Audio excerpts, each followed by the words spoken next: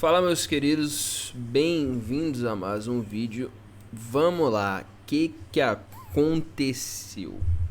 Primeiramente, nós tivemos uma semana bem ruim depois das falas de Jerome Powell, onde a gente teve uma belíssima de uma pernada de queda. E o que eu falei para vocês nessa pernada de queda, qual foi o teor do vídeo?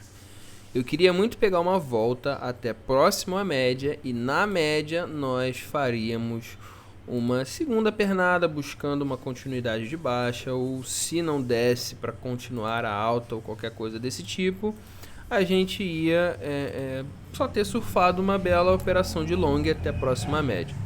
Eu lembro que eu tinha falado com vocês, tanto que está aqui a nossa linha marcada no vídeo de ontem, a região entre 21.000 e 21.500. Bom, eu não imaginava que o gráfico romperia tudo isso aqui que rompeu. Para mim ia parar ali próximo a 21.000 e 21.500, mas não tem ninguém reclamando aqui. Pelo contrário, a gente está muito feliz. Uma pena, obviamente, que a gente não conseguiu captar muita coisa nesse fundo aqui. Por quê? Porque nós não tínhamos certeza se era o fundo. Então não valeria a pena captarmos alguma coisa aqui.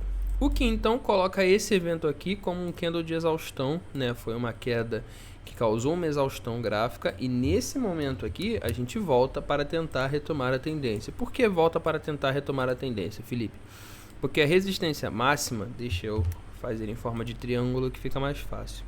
Ela começa aqui em 22.600 e termina aqui em 22.400. Ou seja, nesse momento que nós gravamos o vídeo, nós estamos em uma zona de resistência, zona de negociação que segurou o gráfico aqui e anteriormente segurou o gráfico aqui. Então, nesse momento nós estamos nessa zona e se o Bitcoin romper essa zona, a gente vai precisar do quê?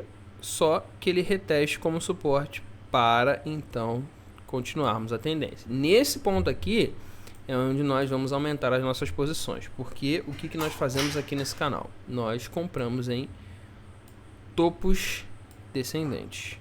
Semelhantemente, nós vendemos em fundos descendentes.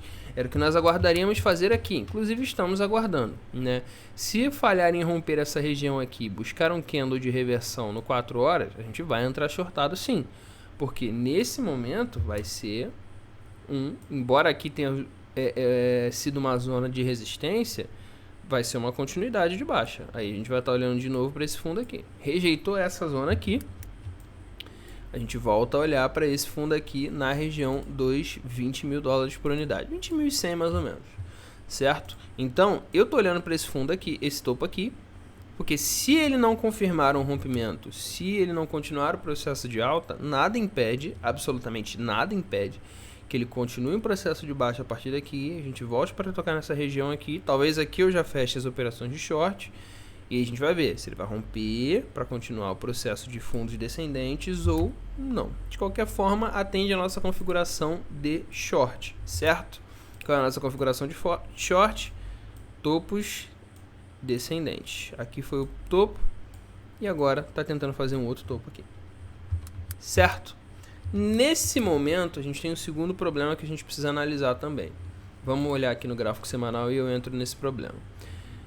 Uma coisa que pode culminar em uma alta é esse candlezão aqui do semanal. O evento que aconteceu, ou seja, o padrão que nós desenhamos das reuniões do Fed, do medo que invadiu o mercado, da forma que nós precificamos o ativo muito rápido, o que aconteceu? Ele fechou nesse belíssimo candle aqui, que em si é um candle de continuidade de alta, certo? Rompemos essa zona de suporte do gráfico semanal de 21.800, buscamos uma outra zona lá embaixo, porém fechamos acima dela. Então foi um rompimento não confirmado no semanal, beleza? Além disso, nesse momento a gente está retestando a máxima desse candle, que é exatamente em 22.600. Então a máxima desse candle aqui que precisa ser rompida é a zona dos 22.600. Se romper e fechar acima no próximo domingo, a gente confirma como um rompimento verdadeiro. E aí a gente volta a olhar para cima. Só que tem dois problemas aqui. Um para o curto prazo, que já é amanhã, e outro para o longo prazo, que é o final de semana. O problema de amanhã é o seguinte. espera-se que amanhã haja uma precificação no mercado quanto ao que aconteceu em relação à quebradeira do Banco Silicon Valley.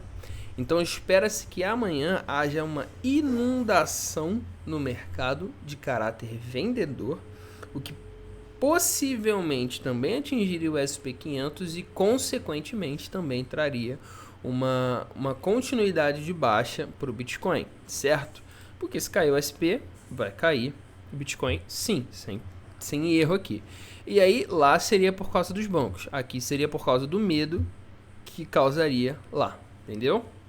E aí a gente não buscaria o rompimento dessa região dos 22.600, beleza? O segundo problema é, ainda que nós venhamos a romper isso aqui, vai começar a ter o risco disso aqui virar um ombro, cabeça, ombro. Então, se romper isso aqui, confirmar isso aqui como fundo, nós temos que romper essa máxima dos 25.200. Senão, a gente vai desenhar um ombro, cabeça, ombro.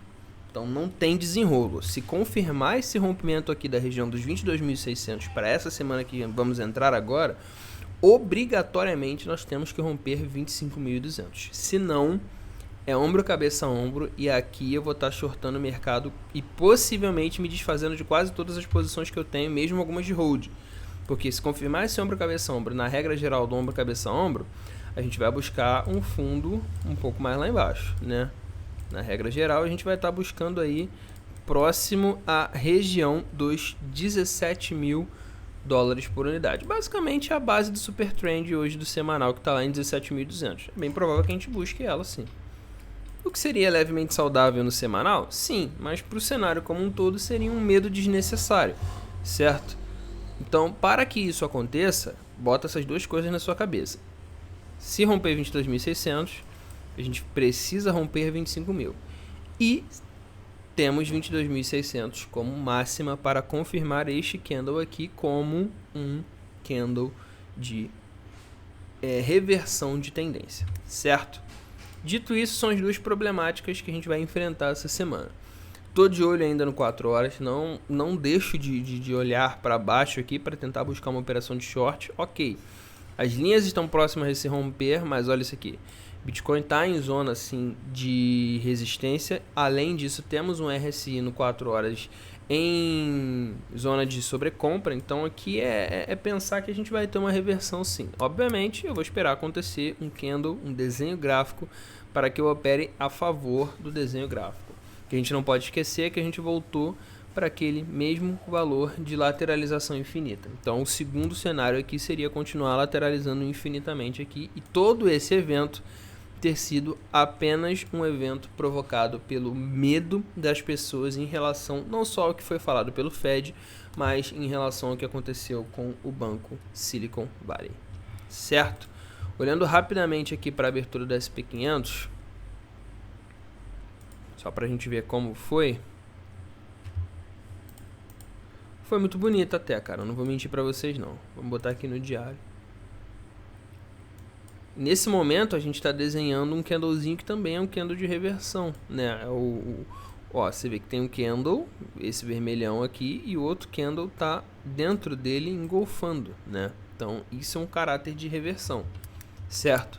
Nesse momento, obviamente, a gente está olhando a máxima desse candle aqui, mas tem que ver se vai fechar assim também, lembra do que eu falei? Vai abrir o mercado amanhã, espera-se que haja uma inundação vendedora atingindo o SP500, certo? Com os maiores bancos, com gente jogando ação, por exemplo, de Nubank, tem muita gente falando sobre os bancos tradicionais, os bancos, as startups, né? C6, Inter, Nubank. E aí, Felipe, muita gente vem falar comigo, o que tu acha que tem que fazer? Bom, eu acho que basicamente o que é excedente a 250 mil dólares, ou melhor, 250 mil reais em cada banco, seria legal você distribuir, porque isso é segurado pelo FGV. Então, até 250 mil você consegue receber caso o banco venha a falir. Mais do que isso, não. Então, tire o que é excedente a esse valor, pelo menos até que tudo isso seja esclarecido, beleza?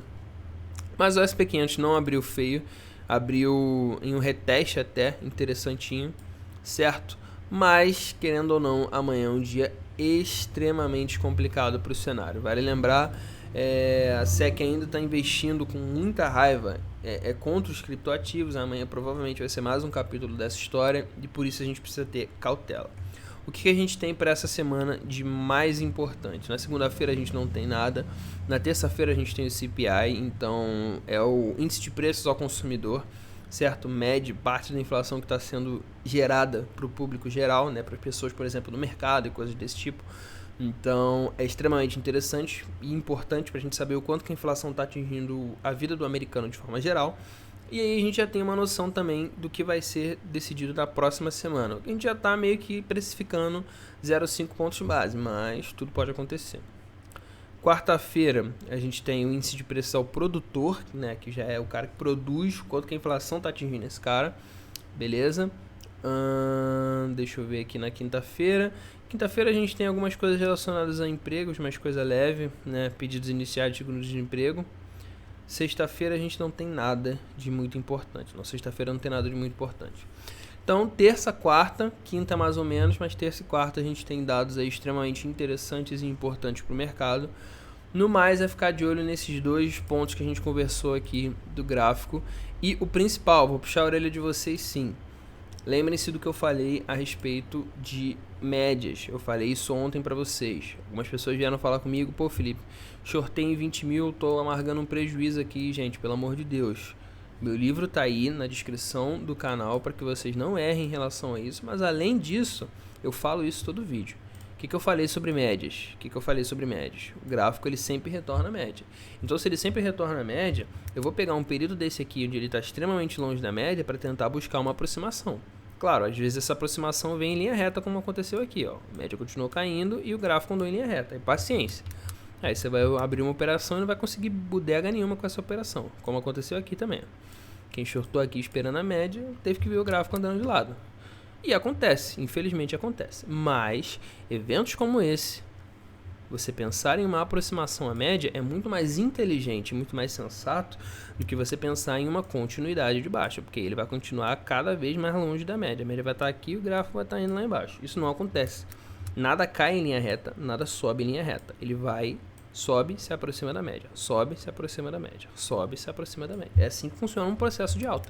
Mesma coisa um processo de baixa. Desce, se aproxima da média, desce, se aproxima da média. Qual média, Felipe? Qualquer uma. Você pode usar qualquer média, 12, 8, 10, 20, ele sempre vai se aproximar dela antes de continuar caindo. Aí, dependendo da média que você usar, você vai ter uma operação de curto a médio prazo. Mas, por favor, não esqueça desse grande nível de operação. Isso aqui é o basicão, gente. Quem errou aqui, errou por ter sido afobado. Fora que eu falei desse martelo aqui também, que ele daria uma belíssima operação, certo? Falei ontem nesse fechamento. Falei, ó, daria uma bela operação sim. Nada impede de você comprar o topo, estopar o fundo e pronto, tentar surfar o máximo possível até a média. Isso foi falado, tanto aqui quanto lá na rede vizinha, então vou puxar a orelha de vocês sim em relação a isso, certo? Não se permitam errar aqui novamente. E no mais é isso. Deixa o like aí, segue se você não é inscrito e valeu, tamo junto.